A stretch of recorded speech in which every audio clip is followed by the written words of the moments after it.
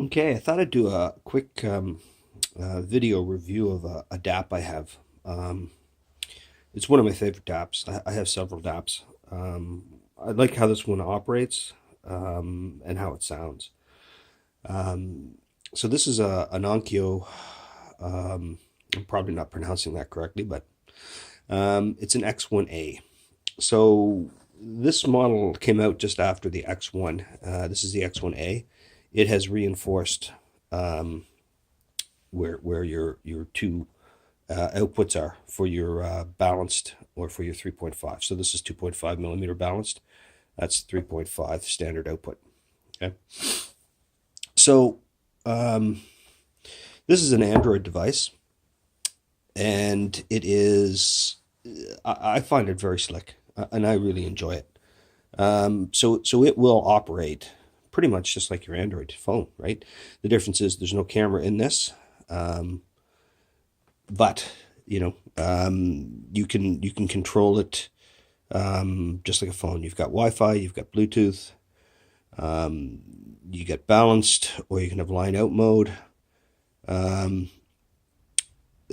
this is the internal player, which we just selected accidentally. Um, so you can choose how you want to use it and what you want to do, and the player is fantastic on this. Now you don't have to use the internal player if you don't want. You can use any player from the App Store, right? So this has the ability for streaming because you have Wi-Fi. So we've got Spotify and Tidal, but you could have whatever you want because it's Android. Doesn't matter. We've also got Hibi installed, which allows me to use this either as a server or as a remote control for another DAP. We've got Google Home, so we've got Chromecast, and it's all there. It's whatever you want. You can have your mail on this, right? I have my Aquamail on it. So this is the built-in player, which I use and which I like. So it functions very well. It sounds very smooth. It has dual or twin Sabre DACs, 9028s, I think they are. And I'm not always partial to Sabre DACs. I like the AK ones instead. Um, but this sounds absolutely fantastic with those chips. So whatever they've done it right. I don't find that there's any semblance or anything like that. Um, so their built-in music player, if you choose to use it, the features on the bottom here is line out if you're going to go line out. Standalone, which just shuts everything off, right? So you're still playing your music, but everything else is shut down. And it does that to ensure the quality without any jitter and no interference. So, it's a great feature. Um, Turn it back on. Other than that, the music player will work essentially like, they're all very similar, right? Um, and, if you're choosing to, um, it's all the same, and you can change how the display is and so on and so forth, right? Um, but there are tons of additional features on these that are just so numerous. This is a mic too, so if you want to control it with OK Google, which unfortunately I didn't say loud enough because I didn't want to set it off, or my phone for that matter, which is recording this video. Um, you can use that. It's got everything you could ever want, and as far as storage goes, you've got oh, you can't see them here because it's got a case on it. I'll pop it out.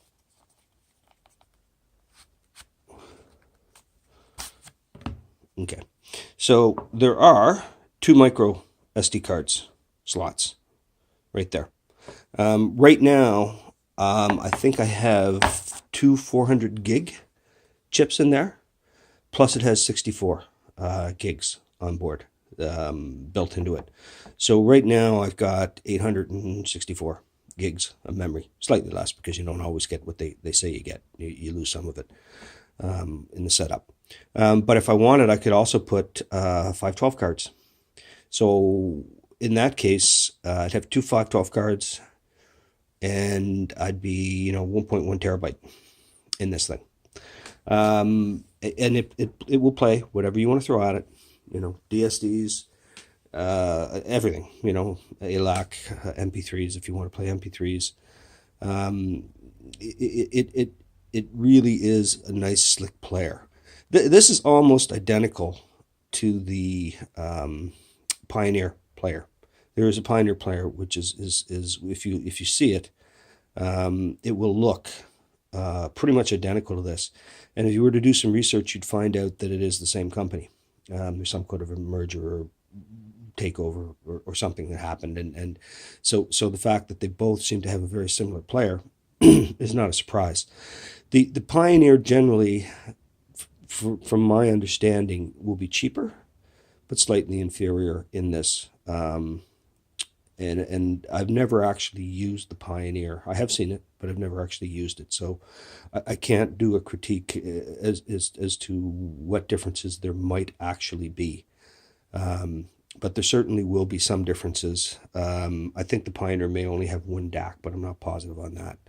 So at any rate, these are,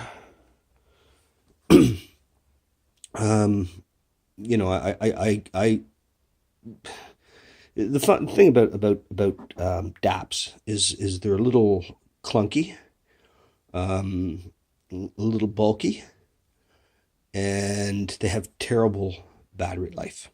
So they'll tell you that this thing has 16 hours. I think they tell you, right? I would hazard to say you'll be lucky to get half that out of it. But, as far as your sound quality, particularly if you like balanced, and this is a very worthwhile player. Now, all these DAPs you can use in many different ways too, right? What this is lacking is it doesn't have a digital out. And you might say, well, why do you need a digital out? Well, I use a digital out occasionally, usually optical. And it's usually coming out of the 3.5 as a combination of optical, coax, and analog, depending on how you set it up. This doesn't have that. Okay, so that's not a big issue for most people.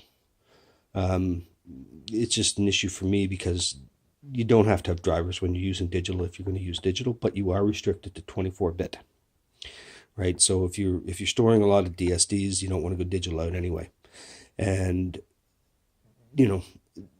this has such amazing sound. There's really not a lot of need to use an external DAC if that's what you're going for. And I do that occasionally with various different setups.